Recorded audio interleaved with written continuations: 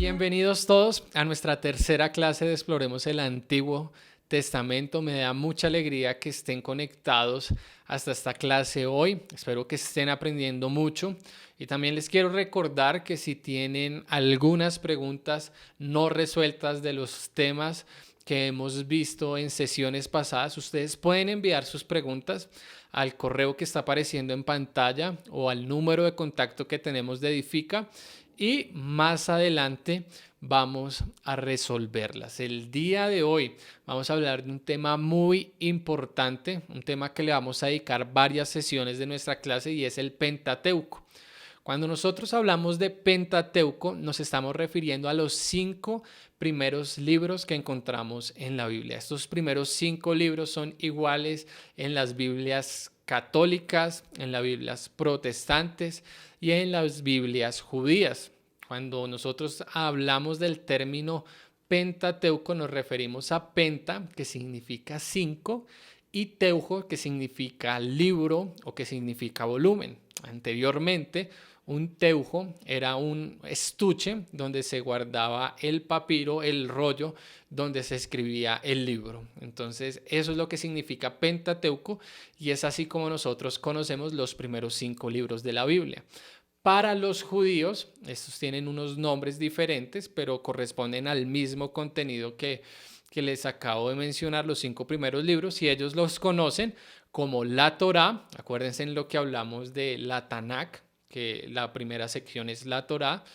Ellos lo conocen como Torá, como ley de Moisés o también como el libro de la ley. Así que cuando ustedes encuentren una referencia a Torá, al libro de la ley, al libro de Moisés o al Pentateuco, estamos hablando de lo mismo, de los primeros 5 libros de la Biblia. Esos primeros 5 de la Biblia nosotros los conocemos como Génesis, Éxodo, Levítico, Número y Deuteronomio. Para los judíos, ellos no tienen el mismo nombre de estos libros porque ellos le ponían el nombre al libro dependiendo de la primera palabra que aparecía en el libro. Entonces, por ejemplo, ellos no conocen el libro como Génesis o no lo nombran así, sino que ellos lo nombran como Bereshit, que significa en el principio y es la primera palabra que nosotros encontramos en el libro de Génesis. Los títulos que nosotros tenemos ahora de los libros corresponden a los títulos que se puso en la traducción de la Septuaginta, la traducción del griego. Entonces ellos pusieron estos títulos dándoles un valor o una correspondencia al contenido que encontramos en los libros ya mencionados. Entonces, por ejemplo, cuando nosotros hablamos del libro de Génesis, nosotros encontramos que estamos hablando del origen del mundo y del origen de la humanidad. Eso significa Génesis. El libro de Éxodo significa camino de salida. Entonces, eso es lo que vamos a encontrar en parte de lo que narra el libro, la salida del pueblo de Israel del cautiverio, el cautiverio en Egipto, de la esclavitud en Egipto. Luego vamos a encontrar el libro de Levítico, un libro que tiene mucha importancia para los judíos porque ahí, Levítico tiene el nombre porque es el libro de los levitas. Más adelante vamos a hablar de quiénes son los levitas, pero en este libro nosotros encontramos mucho sobre el orden del culto y es por eso que es tan importante para los judíos. Luego encontramos el libro de aritmoi, que significa en griego, que es una palabra en griego, que significa en español números, y este título de números se le da a este libro porque empieza con un largo censo de las tribus de Israel en ese momento. El 5.º libro de nuestro Pentateuco, de la ley de la Torá, es el Deuteronomio, que significa segunda ley. La siguiente pregunta que nosotros debemos responder es de por qué hablamos de 5 libros. Una de las primeras respuestas de por qué son 5 libros de este primer bloque tiene que ver con aspectos prácticos. Literatura que es cercana o contemporánea a los libros que nosotros encontramos en el Pentateuco. Por ejemplo, la Ilíada es un solo rollo y mide aproximadamente más de 50 metros. Era algo no muy práctico y por eso se dividieron en 5 rollos. Se cree que la estructura de estos 5 libros se hace para dejar en el centro el libro de Levítico, el cual, como les dije hace un momento, era muy importante para los judíos, que nosotros normalmente pasamos muy rápido con una lectura muy superficial porque creemos que hay cosas muy densas ahí. Bueno, para los judíos este libro era central y era muy importante. ¿De por qué estos 5 libros? Es importante mencionar un dato curioso y tiene que ver con el libro que inicia el Pentateuco, que es Génesis, y el libro que termina, que es Deuteronomio. En los penúltimos capítulos de cada uno de estos 2 libros nosotros vamos a encontrar unas bendiciones que hacen a las 12 tribus de Israel. Y lo más importante es que lo hacen 2 personajes que son importantísimos para la identidad del pueblo de Israel. Por un lado, en Génesis tenemos a Jacob, que hace las bendiciones a las 12 tribus de Israel. Y por otro lado tenemos al otro, el gran protagonista del Pentateuco, que es Moisés, también dando sus bendiciones. Entonces es ahí donde encontramos esos marcos, donde el central es el libro de Levítico. Una consideración muy importante para nosotros estudiar el Pentateuco y también en general el Antiguo Testamento tiene que ver con los narradores e historiadores de Israel. Nosotros debemos entender, y es algo que con mucho énfasis voy a repetir en esta clase, y es que la Biblia no es una revelación que cae del cielo perfectamente escrita, sino que nosotros encontramos en la Biblia un Dios que se revela poco a poco, paso a paso, no a través de un libro, sino a través y a lo largo de la vida. Y es la vida del pueblo de Israel. Entonces, teniendo estas consideraciones, es que nosotros vamos a entender cómo se formaron los libros que hoy tenemos en nuestra Biblia y que conocemos como el Pentateuco. La invitación que te quiero hacer es que veamos la formación de estos libros, teniendo en consideración lo que te acabo de mencionar, como una fogata.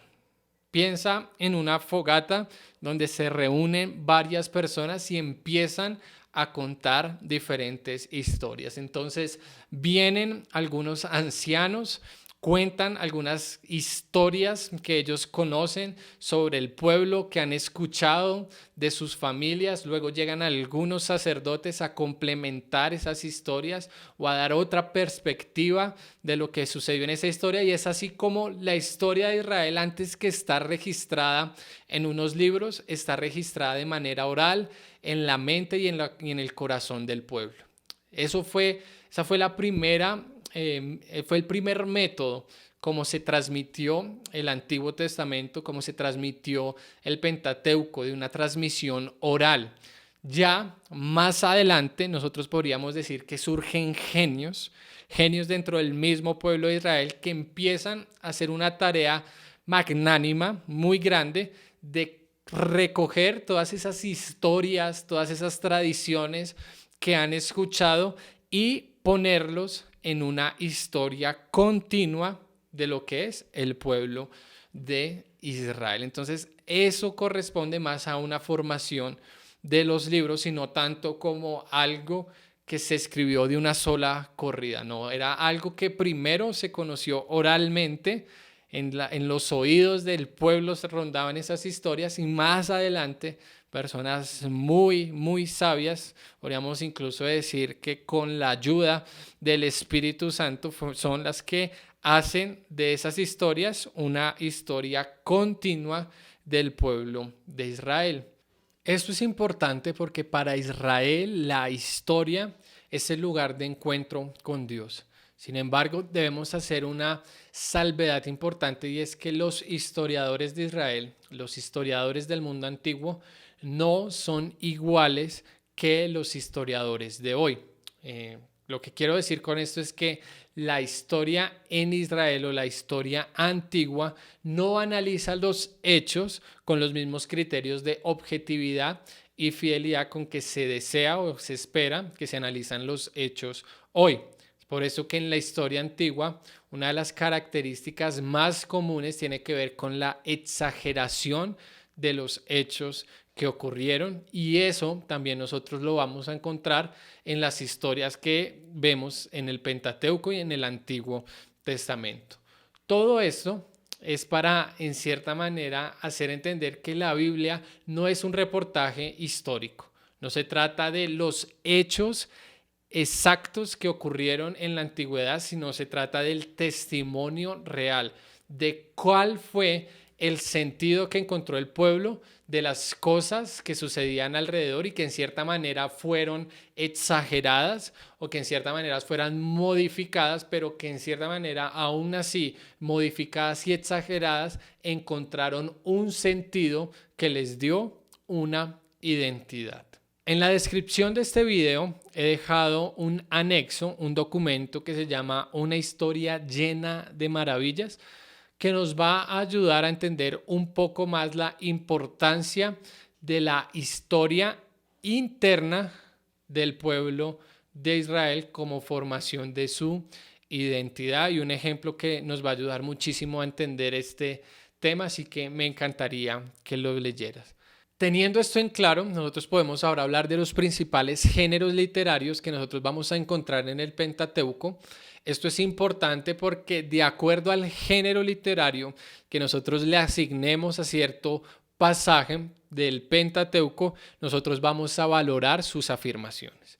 Por ejemplo, si nosotros nos encontramos con un poema, con una poesía, nosotros no podemos interpretarla de manera tan literal como si vamos a interpretar una lista de funcionarios de un rey de Israel. Son dos géneros literarios diferentes con dos pautas diferentes de interpretarse. Entonces, en la poesía va a ser muy importante que nosotros interpretemos los símbolos que nosotros encontramos ahí. Entonces, con esto te quiero decir que en el Pentateuco nosotros encontramos principalmente en esto de los géneros literarios un elemento narrativo, las grandes historias que todos nosotros en su mayoría conoce. Ahí está el elemento narrativo y uno de los elementos que nosotros más disfrutamos leer, si somos sinceros.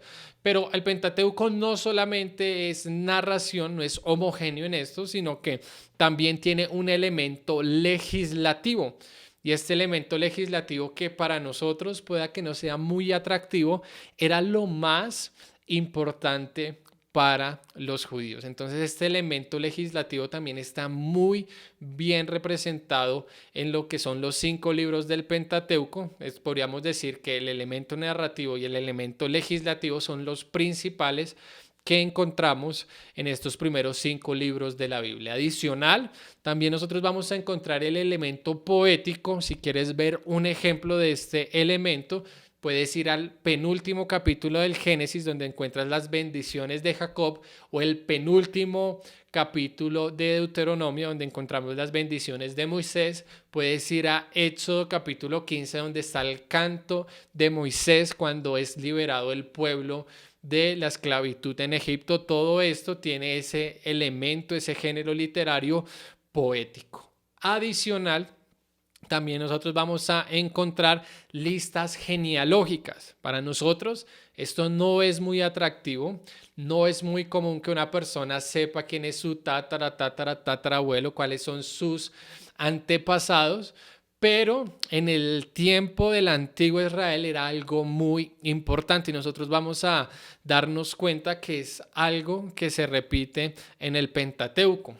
Otra pregunta importante que debemos hacernos respecto al Pentateuco es saber quién escribió el Pentateuco. Normalmente la tradición antigua, y es algo que se ha hecho muy normal incluso hasta el día de hoy, es atribuirle los 5 libros del Pentateuco a Moisés, es decir, que él los escribió. Esto es por razón de que en Éxodo 17:14, en Éxodo 24:4 y en Números 33 del 1 al 2 se menciona a Moisés escribiendo los eventos que estaban sucediendo en aquel entonces, incluso Dios diciéndole: escribe lo que está pasando. Sin embargo, también es difícil imaginarnos a Moisés, quien pasó un largo tiempo en el desierto con diferentes calamidades, dificultades. Es difícil a veces imaginárnoslo con los papiros, con la tinta, escribiendo en medio de todas estas situaciones. Sin embargo, es lo que decía la tradición, pero que podríamos decir que actualmente no goza de tanta credibilidad. ¿Y por qué no goza de tanta credibilidad? Porque en el análisis del Pentateuco nos vamos a encontrar con varias incongruencias respecto a decir que Moisés pudo escribir la totalidad de estos 5 libros. Esto es para que nosotros podamos entender que la revelación y que la escritura y que como están nuestros libros hoy en día, no se trata de una actividad donde Moisés se sentó mientras escuchaba a Dios un rato en el desierto, sino que se trata de más bien esa imagen que les quise compartir de unas personas reunidas en unas fogatas, una tradición oral que se comunica y luego esa tradición oral que es puesta escritamente. Es por eso que para darle a Moisés el título de autor de estos 5 libros, tenemos unos argumentos en contra que van a ser muy difíciles de resolver y quiero que los veamos juntos. El primer argumento tiene que ver con anacronismos que encontramos en el Pentateuco. ¿Y qué es un anacronismo? Ustedes están viendo una imagen ahí y tiene que ver con una persona o una cosa o incluso un comentario que está fuera del tiempo. Por ejemplo, en esta imagen que nosotros vemos, entendemos que el computador no pertenece a la época que se toma esta fotografía o que se ilustra lo que está sucediendo acá. Asimismo pasa con algunas partes del Pentateuco. Por ejemplo, en Génesis capítulo 12, verso 6 dice que en aquel tiempo habitaban allí los cananeos. Si es Moisés quien escribe Génesis 12, 6, nosotros podríamos decir que es lógico que ahí estaban los cananeos y que ahí habitaban los cananeos, pero este comentario y este versículo y lo que dice acá de que en aquel tiempo habitaban allí los cananeos da a entender de que en el momento en el que se escribió este versículo ahí ya no estaban los cananeos y es algo que no concuerda respecto a que Moisés lo haya escrito.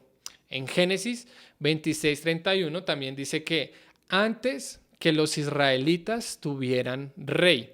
Es decir, la persona que escribió esto conoce la existencia ya de una monarquía en el pueblo de Israel, algo que es muchísimo posterior a la historia de Moisés. Entonces, eso es un anacronismo, es decir, Moisés, si escribió esto, no podría saber que mucho más adelante en la historia, en la historia de Israel, van a haber reyes, va a existir una monarquía y ya no van a estar los cananeos. Esos son algunos anacronismos, adicionándole el de Moisés contando su propia muerte, aunque algunos lo resolvieron diciendo que eso lo hizo Josué. Sin embargo, este no es el único argumento. Hay otro argumento que tiene que ver con que en el mismo Pentateuco nosotros encontramos duplicados y triplicados de ciertos temas. Entonces, por ejemplo, nosotros vamos a encontrar en Génesis 4 una lista de la descendencia de Adán y en Génesis 5 otra lista de la descendencia de Adán. Nosotros vamos a encontrar 2 relatos de la creación, uno en Génesis capítulo 1 y otro en Génesis capítulo 2 desde el versículo 4. O nosotros también vamos a encontrar, por ejemplo, 2 explicaciones de qué es Betel. Uno que está en Génesis 28:19 y uno que está en Génesis 35:15. Esto es otra razón para uno decir, bueno, si esto lo escribió una sola persona, no debería suceder este tipo de situaciones. Otro argumento que no nos permite atribuirle a Moisés la autoría de estos 5 libros tiene que ver con las diferencias de estilo. Y va con lo siguiente. Dicen que Deuteronomio, capítulo 34, versículos 5 al 12, que es donde Moisés muere y que es la parte que escribe Josué, en el análisis crítico, en el análisis literario, nosotros vamos a encontrar que esa forma, ese estilo de escribir de Deuteronomio 34 que cuenta la historia de Moisés coincide con otras secciones del Pentateuco. Es decir, que si nosotros creemos que Josué fue quien escribió la muerte de Moisés en Deuteronomio 34, nosotros podríamos decir que Josué también escribió muchas otras partes del Pentateuco porque su estilo en cierta manera coincide. Además, no solamente esto, sino que cuando nosotros hablamos de los nombres divinos, vamos a encontrar en cierta manera diferentes de estilos, que unos los llaman Elohim, en otras partes se le llama Yahweh, y que eso se explica de una mejor manera si entendemos que varias personas participaron, varios historiadores de Israel participaron en la formación del Pentateuco. Entonces también eso tiene que ver con el vocabulario que encontramos ahí. Nosotros en algunas partes se le menciona como Sinaí, el monte Sinaí, en otros Horeb, en algunas veces se habla del suegro de Moisés como Reuel y otros como Jetro. Entonces, si es Moisés y se le olvida cómo es el nombre correcto de su suegro, creo que tendría muchos problemas, pero si son otros historiadores, tiene más sentido estas diferencias en el vocabulario. Por último, otra razón por la que nosotros podríamos decir que no podemos atribuirle la autoría de estos libros a Moisés es porque en la narración de la historia, si bien es algo espléndido, vamos a encontrar algunos tropiezos y algunos cortes donde uno podría decir, si esto lo hizo una sola persona, debería tener un poco más de cohesión en su escritura. Esos son los argumentos que en cierta manera no nos permiten decir que el autor del Pentateuco es Moisés. Esto no quiere decir que una persona que crea que Moisés escribió el Pentateuco esté perdida o mejor dicho no sepa nada de Dios, no, pero esto nos ayuda a entender todo lo que hemos venido hablando de cómo la Biblia se constituye progresivamente, cómo nosotros podemos ver que Dios se va revelando poco a poco y que incluso en cómo se cuenta la historia, a veces incluso con adiciones, incluso con algunas cosas que son exageraciones, nosotros vemos cómo Dios se manifiesta ahí y eso nos ayuda para entender que son varias personas, el trabajo conjunto de personas en Israel que participaron para lo que hoy nosotros tenemos como Antiguo Testamento. Tener esto en mente, de saber y conocer estos argumentos en contra de la autoría de Moisés, nos ayudan a tener una concepción más clara de cómo se formó el Antiguo Testamento, cómo se formó el Pentateuco y de esa manera estar mejor preparado para algunas incongruencias que vamos a encontrar allí.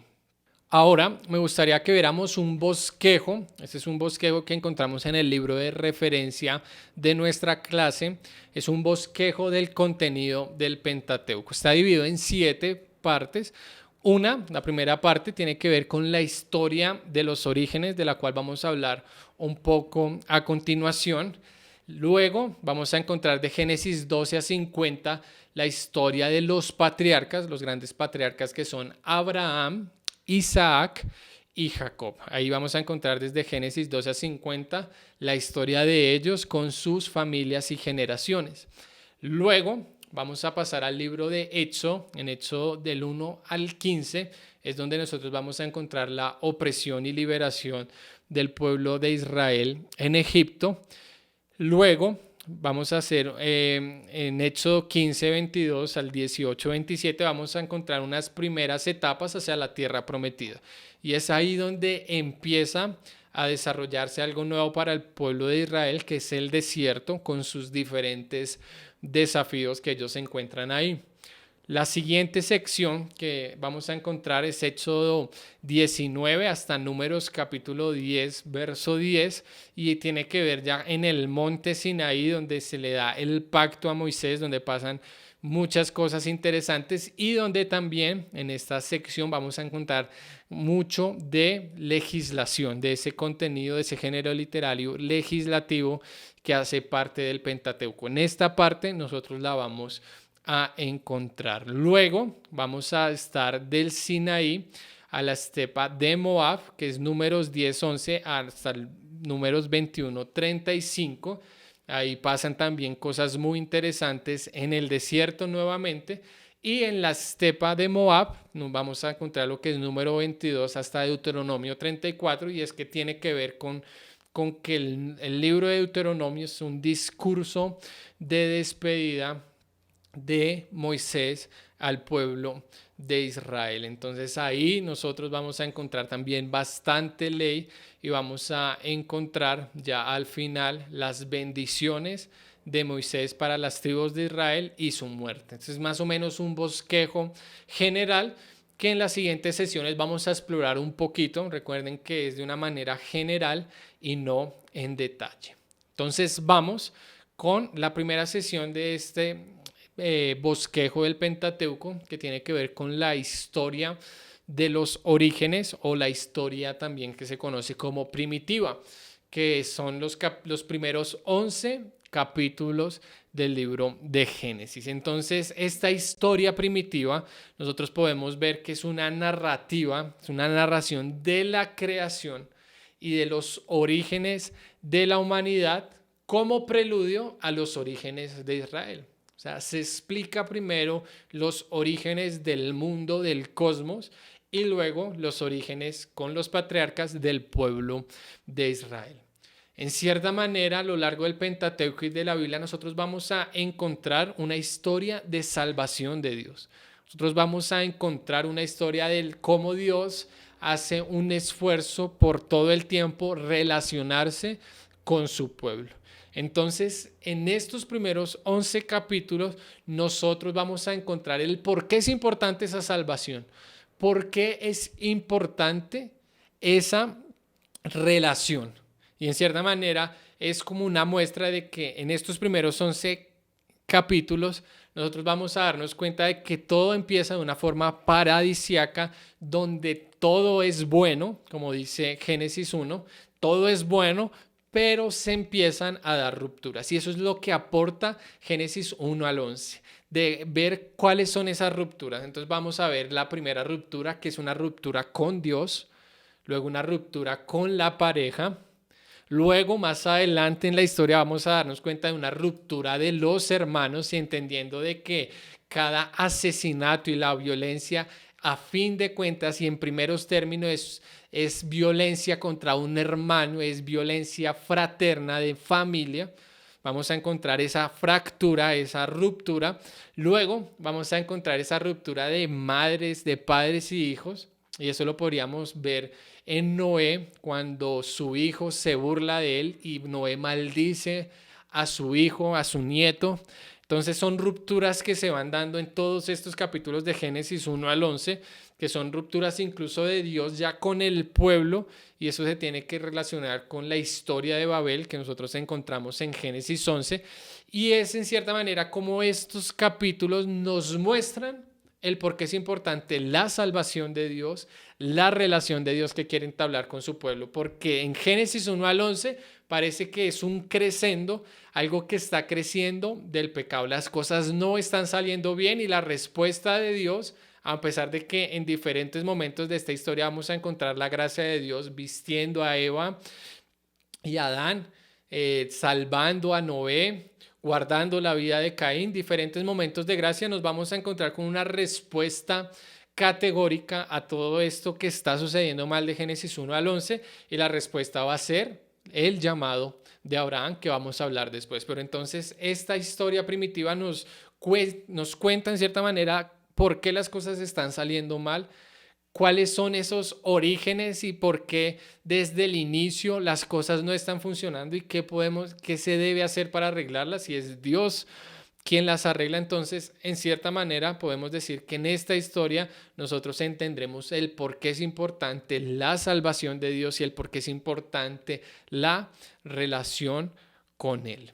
Un dato muy importante que debemos tener en cuenta de estos primeros 11 capítulos del libro de Génesis tiene que ver con su género literario. Ustedes recuerdan, el género literario nos va a ayudar a valorar las afirmaciones que encontramos en estos capítulos.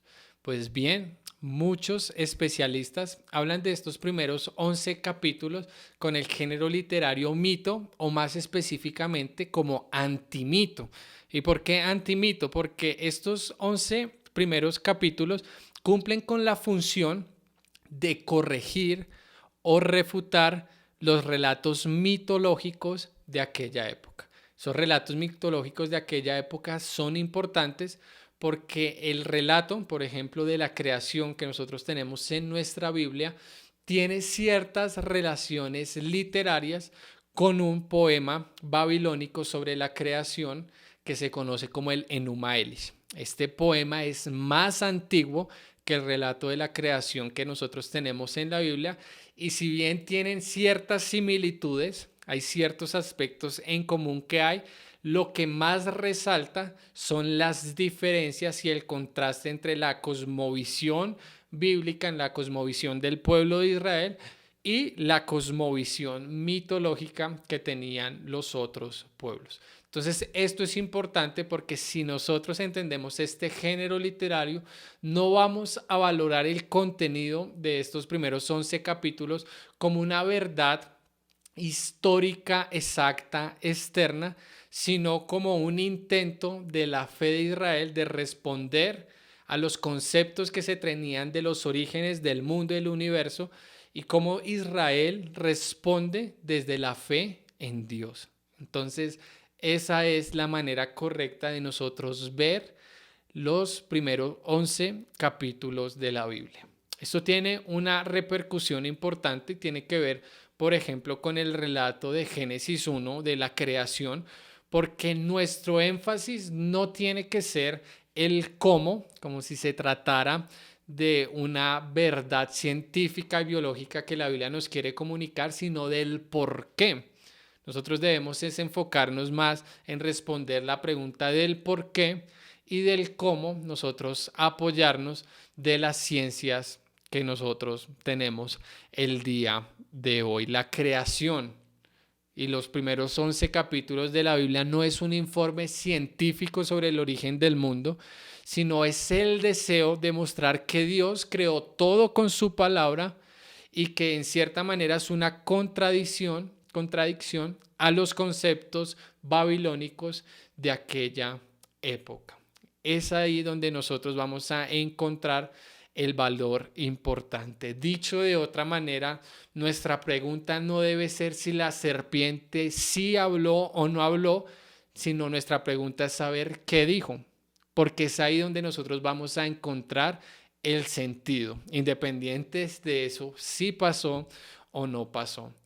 Esto nos ayuda a entender un poco mejor y a quitarnos los guantes en una pelea que no nos pertenece, y es la pelea entre la fe y la ciencia. Si nosotros entendemos este género literario de los primeros 11 capítulos de la Biblia, entendemos cuál es el sentido que quiere comunicar estos primeros capítulos del libro de Génesis, y entendemos de que su intención era decir quiénes y qué somos los seres humanos en virtud de dónde provenimos, y que en cierta manera sabemos que somos de origen divino, que en cierta manera somos hechos a imagen del Creador y que hemos sido distorsionados y que tenemos esa ruptura por el pecado. Eso es lo que realmente quiere comunicar y no un informe científico. Esto nos va a ayudar a superar la pelea que no debería haber entre la fe y la ciencia. Adicional a esto, en la descripción de este video voy a adjuntarte un video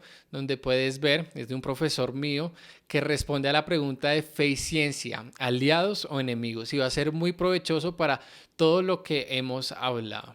Con esto terminamos la clase de hoy. Ojalá puedas ver y puedas leer el anexo que dejé en la descripción del video y este video adicional que te va a ayudar más a comprender a profundidad lo de la fe y la ciencia, de que son aliados. Y esto finaliza nuestra entrada para encontrarnos con los patriarcas, el contenido que encontramos desde Génesis capítulo 12 a capítulo 50. Así que espero que hayas disfrutado la clase de hoy y nos vemos el próximo jueves para hablar del Pentateuco y los patriarcas. Que estés muy bien, chao.